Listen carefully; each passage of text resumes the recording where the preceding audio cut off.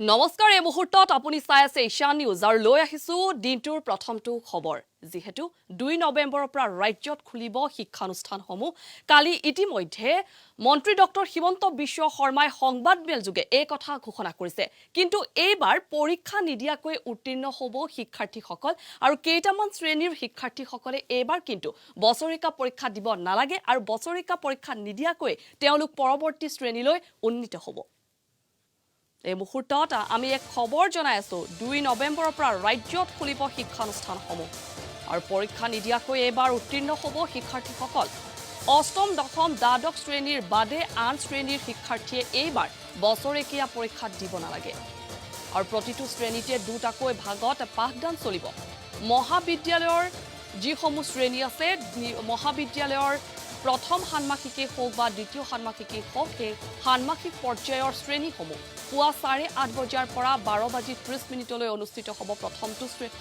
পাঠদান আৰু দ্বিতীয়টো পাঠদান চলিব 1 বজাৰ পৰা বিয়লি 5 বজালৈ আনহাতে স্কুলত পাঠদান চলিব পুৱা 8:30 পৰা দুপৰীয়া 12:30 আনহাতে দুপৰীয়া 1:30 পৰা বিয়লি 4:40 দ্বিতীয়টো ভাগৰ পাঠদান চলিব স্নাতক প্ৰথম ষান্মাসিকৰ পাঠদান চলিব সোমবাৰ আৰু বৃহস্পতিবাৰে তৃতীয় ষান্মাসিকৰ পাঠদান চলিব মঙ্গলবাৰ বুধবাৰ আৰু শুক্ৰবাৰে পঞ্চম ষান্মাসিকৰ পাঠদান চলিব মঙ্গলবাৰ বুধবাৰ শুক্ৰবাৰ আৰু শনিবাৰে আৰু প্ৰাৰম্ভিক অৱস্থাত দ্বিতীয় ষান্মাসিকৰ পাঠদান কিন্তু বন্ধ থাকিব সদ্যহতে কলেজসমূহৰ হোষ্টেল বন্ধ ৰখাৰ সিদ্ধান্ত গ্ৰহণ কৰা হৈছে আৰু 1 ডিচেম্বৰৰ পৰা কিন্তু কলেজৰ হোষ্টেলবিলাক খুলিব পাৰে এই সন্দৰ্ভত নিৰ্দেশনা পৰৱৰ্তী সময় প্ৰদান কৰিব এই কথা ইতিমধ্যে কালিৰ দিনটোত ঘোষণা কৰিছে মন্ত্ৰীগৰাকীয়ে আনহাতে প্ৰথম শ্ৰেণীৰ পৰা পঞ্চম মান শ্ৰেণীলৈকে পাঠদান বন্ধ থাকিব কিন্তু সেই সকল শিক্ষাৰ্থীয়ে মধ্যাহ্ন ভোজনৰ বাবে গ্ৰামাঞ্চলৰ বিদ্যালয়সমূহলৈ কিন্তু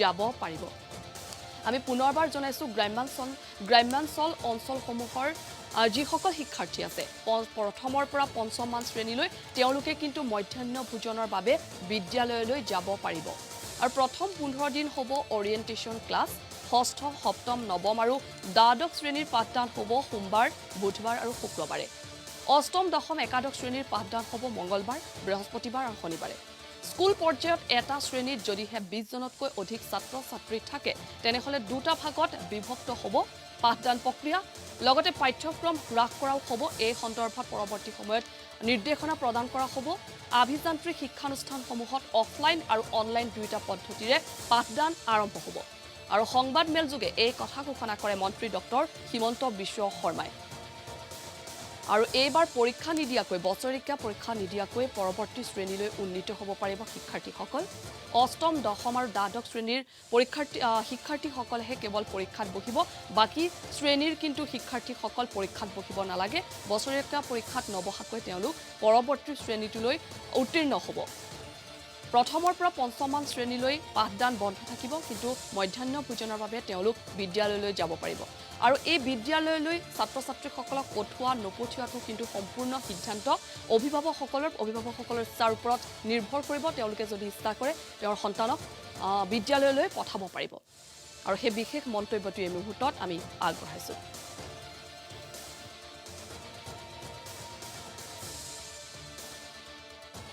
আমি সিদ্ধান্তবিলাক লওঁতে প্ৰতিটো পৰ্যায়ৰ ছাত্ৰ ছাত্ৰী আৰু অভিভাৱকসকলৰ কথা চিন্তা কৰি আমি অহা 2 নৱেম্বৰৰ পৰা অসমৰ শিক্ষানুষ্ঠানসমূহ মুকলি কৰাৰ সিদ্ধান্ত লৈছোঁ প্ৰথমতে আমি ক'ব খুজিছোঁ যে বিশ্ববিদ্যালয় মুকলিৰ ক্ষেত্ৰত ৰাজ্য চৰকাৰে কোনো নিৰ্দেশ নিদিয়ে আমি বিশ্ববিদ্যালয়ৰ স্বতন্ত্ৰতাক সন্মান জনাই বিশ্ববিদ্যালয়ৰ এক্সিকিউটিভ কাউন্সিলৰ ওপৰত আমি এৰি দিছোঁ যে তেওঁলোকে বিশ্ববিদ্যালয় কেতিয়া খুলিব কেনেকৈ খুলিব আৰু কি নিয়ম তেওঁলোকে পালন কৰিব গতিকে আমি প্ৰথম বুজিব লাগিব যে on university or on post graduate classes there is no instruction from the state government আমি কোনো নিৰ্দেশ এই ক্ষেত্ৰত দিয়া নাই দ্বিতীয় আহিলে কাৰিকৰী শিক্ষা টেকনিক্যাল এডুকেশ্যন 2 নৱেম্বৰৰ পৰা সম্পূৰ্ণ স্বাভাৱিকভাৱে পলিটেকনিক আৰু ইঞ্জিনিয়াৰিং কলেজসমূহে নিজৰ স্কুলসমূহ নিজৰ শিক্ষানুষ্ঠানৰ কাম আৰম্ভ কৰিব। So all government engineering college or polytechnic are allowed to reopen with face-to-face class from 2nd November. এখেতসকলৰ ক্ষেত্ৰত হোষ্টেল immediately খোলা নাযাব। So at least first 1 month hostel বন্ধ থাকিব আৰু প্ৰয়োজন হলে ছাত্ৰ আবাস খোলাৰ ক্ষেত্ৰত আমি 1 ডিসেম্বৰত সিদ্ধান্ত লম। কিন্তু বৰ্তমান পলিটেকনিক আৰু ইঞ্জিনিয়াৰিং কলেজ 2 তাৰিখে খুলিব, কিন্তু হোষ্টেলবিলাক বন্ধ থাকিব। ক্লাছ কোনোবাই যদি ফেস টু ফেস ক্লাছ কৰিব পৰা অৱস্থাত নাথাকে, পলিটেকনিক আৰু ইঞ্জিনিয়াৰিঙত হাইব্ৰিড ক্লাছ হ'ব, অৰ্থাৎ ফেস টু ফেস ক্লাছো চলি থাকিব আৰু অনলাইন ক্লাছো চলি থাকিব। কোনোবাই হোষ্টেলৰ কাৰণে আন কিবা অসুবিধাৰ কাৰণে যদি কলেজত আহিব পৰা অৱস্থাত নাথাকে, তেওঁলোকৰ কাৰণে অনলাইন ক্লাছ খোলা থাকিব। So it will be a blend of both online as well as offline, কিন্তু face to face class 2 নৱেম্বৰৰ পৰা আৰম্ভ হ'ব। দ্বিতীয়তে আৰম্ভ হ'ল যে আমাৰ আণ্ডাৰ গ্ৰেজুৱেট ক্লাছেছ, যিটো আমি কলেজত কৰিব যাম। ইয়াত আমাৰ সিদ্ধান্তটো হ'ল যে 2nd নৱেম্বৰ 2020ৰ পৰা অসমৰ সকলো মহাবিদ্যালয়ত স্বাভাৱিক শ্ৰেণী আৰম্ভ হ'ব। পাৰ সেকশনত আমি কলেজৰ অধ্যক্ষসকলক কৈছোঁ যে কোভিড প্ৰটোকল মানি কোনো সেকশনতে 20ৰ পৰা 25 জনৰ ওপৰত ল'ৰা ছোৱালীক পঢ়ুৱাব নালাগে। এনেকুৱা কিছুমান শ্ৰেণী থাকে, পলিটিকেল সায়েন্স, অসমীয়া, য'ত 200-300 লৈকে ষ্টুডেণ্ট থাকে।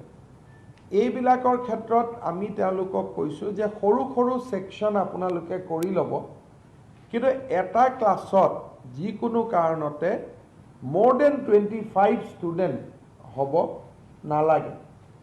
যদি হল হয় যে নহয় আমি ৰুমত নপঢ়াওঁ, হলত পঢ়াওঁ, ক্লাছটোৰ সাইজত যেহেতু আমি 20-25 কৈছোঁ, হলৰ সাইজত সমানুপাতিকভাৱে আমি ষ্টুডেণ্ট বঢ়াব পাৰোঁ।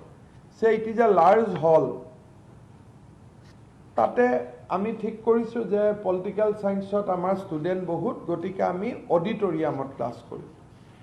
In that case proportionately number of the students can be increased, but standard classroom the maximum students should be 20 to 25, তাৰ ওপৰত নহয়। UG first semester, under graduate first semester সপ্তাহত 2 দিন হ'ব, Monday and Thursday. First semester UG হ'ব সোমবাৰ আৰু বৃহস্পতিবাৰ। যিটো UG থাৰ্ড সেমিষ্টাৰ, তেওঁলোক হ'ব মঙ্গল, বুধ আৰু শুক্ৰবাৰ।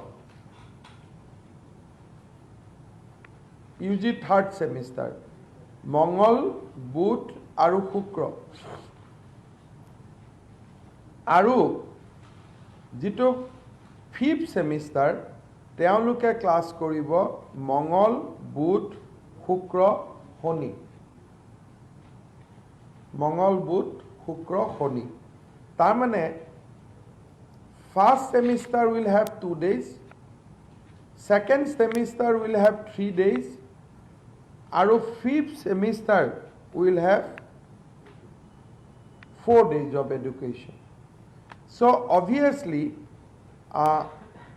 দুটামান দিনত থাৰ্ড আৰু ফিফ্থ সেমিষ্টাৰ দুইটা অহাৰ কাৰণে basically Tuesday, Wednesday and Friday there will be তাত অলপ ভিৰ বেছি হ'ব সেইখিনি সময়ত আমি কলেজ কৰ্তৃপক্ষক মেক্সিমাম ক্লাছৰুম ব্যৱহাৰ কৰিব অনুৰোধ কৰিছোঁ আৰু চিফ্ট কৰি যে আগবেলা যদি 5th ইয়াৰক আমি ক্লাছ কৰিছোঁ 2nd ইয়াৰত 3rd ইয়াৰত আমি পিছবেলা ক্লাছ কৰিব লাগে so that 25 নৰ্মছটো কোনো কাৰণতে ভঙা নাযায় First semester will be Monday and Tuesday.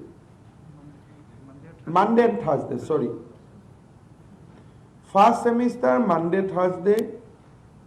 Second semester class 9 Botoman. Third semester Tuesday, Wednesday, Friday. Aru 5th semester Tuesday, Wednesday, Friday, Saturday.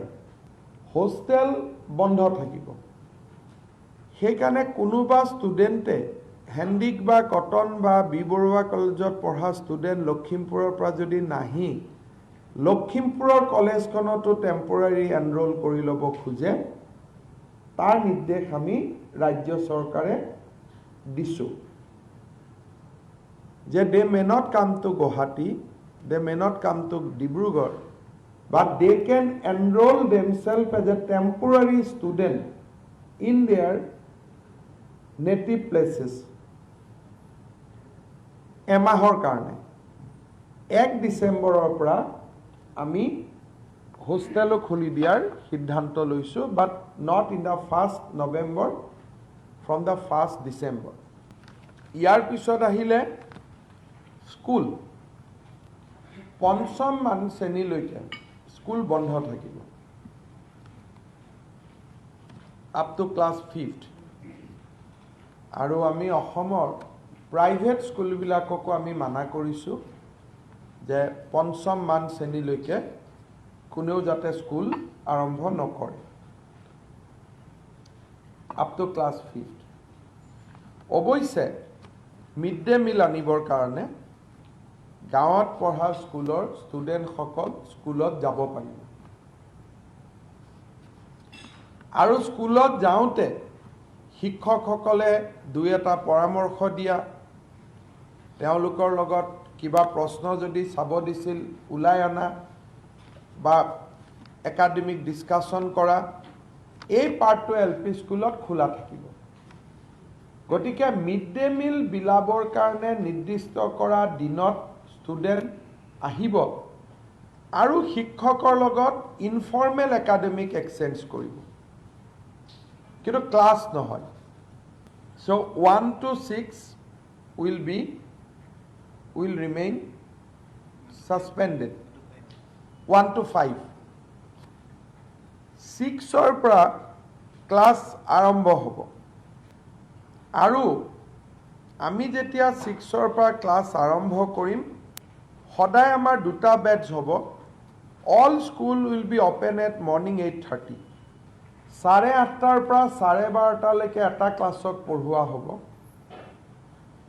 আৰু 1:30 পৰা 4:30 লৈকে এটা ক্লাছক পঢ়ুৱা হ'ব 8:30 পৰা 12:30 নাই 8:30 পৰা 12:30 এটা ক্লাছ হ'ব কিন্তু কোনোবা স্কুলত যেহেতু লাঞ্চ ব্ৰেক আদিৰ কথা থাকে কোনোবাই যদি আপ টু 11:30 তিনি ঘণ্টা কৰিব খোজে আমাৰ আপত্তি নাই কিন্তু আমি ভাবিছোঁ যে কেইটামান ক্লাছ 4 ঘণ্টা হওক কেইটামান 3 ঘণ্টা হওক so one session will be 8:30 to 12:30 next session will be 1:30 to 4:30 ৰাতিপুৱা 4 ঘণ্টা গধূলি 3 ঘণ্টা প্ৰথম 15 দিন orientation হ'ব তাৰ পিছত ক্লাছ নিয়মীয়াকৈ আৰম্ভ হ'ব প্ৰত্যেক দিনা ৰাতিপুৱা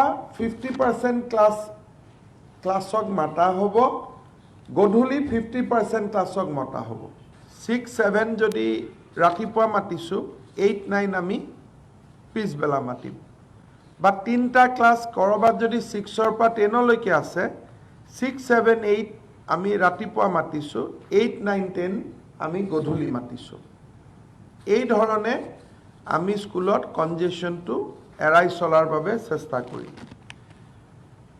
SCRT-য়ে ৰিডিউচ চিলেবাছ নটিফাই কৰিব, য'ত চিলেবাছ কম থাকিব, আৰু আমি এইবাৰ 3টা শ্ৰেণীৰহে পৰীক্ষা পাতিম, 8, 10 আৰু 12। বাকীখিনি বোৰ্ডৰ এক্সাম নহ'ব, স্কুলত লোকেল এক্সাম ল'ব পাৰিব, বাট 8ৰ এটা প্ৰপাৰ এক্সাম হ'ব, 10ৰ এটা এক্সাম হ'ব, 12ৰ এটা এক্সাম হ'ব। 12ৰটো বোৰ্ডে ল'ব, 10ৰটো বোৰ্ডে ল'ব, 8ৰটো স্কুলতে ল'ব। বাকী ক্লাছত এইবাৰ আমি আৰু পৰীক্ষা নলওঁ। Then they will be promoted. A student of 9 will be promoted to class 10. Student of 7 will be promoted to 8. But 8 to 9 not nohobo, there will be exam on 8. So 8, 10 and 12 what exam hobo, bakit exam nohoy. Kintu syllabus reduce thakibo. Of course, বৰ্তমান আমি midday meal dry ration দি আছো, gradually আমি cook meal লৈকে convert কৰিম। Headmaster সকলে খুব লাহে লাহে এইটো কুক মিললৈকে কনভাৰ্ট কৰিব। এতিয়া আমি ড্ৰাই দি আছো, কাৰণ খাবৰ কাৰণে একেলগে বহিব লাগে। পৰিৱেশ আৰু পৰিস্থিতি চাই ড্ৰাই ৰেচনটো কুক ৰেচনলৈকে তেওঁলোকে কনভাৰ্ট কৰিব। 1 to 5ৰ ওপৰত আমি ডিচেম্বৰত সিদ্ধান্ত ল'ম, আৰু ৰেচিডেন্সিয়েল স্কুলসমূহৰ ক্ষেত্ৰতো আমি ডিচেম্বৰ মাহত সিদ্ধান্ত ল'ম। এটা কথা আমি স্পষ্ট কৰি দিব খুজিছোঁ, কোনোবা অভিভাৱকে যদি ষ্টুডেণ্টক শ্ৰেণীত নপঠাবলৈ সিদ্ধান্ত লয়, তেওঁলোকক আমি যিটো কয় যে ইমান এটেণ্ডেঞ্চ নহ'লে কলেজত পৰীক্ষা দিব নোৱাৰিব, এইবাৰ সেইটো কথা নাথাকে। যদি কোনোবা গাৰ্জেনে ভাবে যে মই ষ্টুডেণ্টক নপঠাওঁ, ঘৰতে মই তেওঁলোকক পঢ়ুৱাম, তেওঁলোকৰ এটেণ্ডেঞ্চত কোনো অসুবিধা নহয়। So' joining schools will be a voluntary exercise. এইটো এটা নিজৰ দেউতাক মাকে সিদ্ধান্ত ল'ব। চেনিটাইজেশ্যন চলি থাকিব, আৰু আমাৰ হেল্থ অথৰিটিৰ লগত প্ৰত্যেকখন স্কুল সম্পৰ্কত থাকিব। Periodic testing of COVID-19 will be continued. গতিকে আমি বাকি ইন ডিটেইল যি প্ৰটোকল আছে ডিসি সকলক স্কুলক আমি জনাই দিম। এইখিনি ধাৰণাৰ ওপৰতে আমি 2 নৱেম্বৰৰ পৰা অসমৰ বিদ্যালয় মহাবিদ্যালয়সমূহত শ্ৰেণী আমি আৰম্ভ কৰাৰ বাবে সিদ্ধান্ত লৈছোঁ। Up to the private school, কোনোবা প্ৰাইভেট স্কুলে যদি অনলাইনত চলাই থাকিব খোজে, ফেচ টু ফেচ কৰিব নোখোজে, আমাৰ আপত্তি নাই, কিন্তু খুলিব খুজিলে তেওঁলোকে খুলিব পাৰে। সকলো কোভিড চেণ্টাৰ আমি প্ৰাইভেট স্কুল আৰু স্কুলবিলাকৰ পৰা এতিয়া প্ৰত্যাহাৰ কৰিম।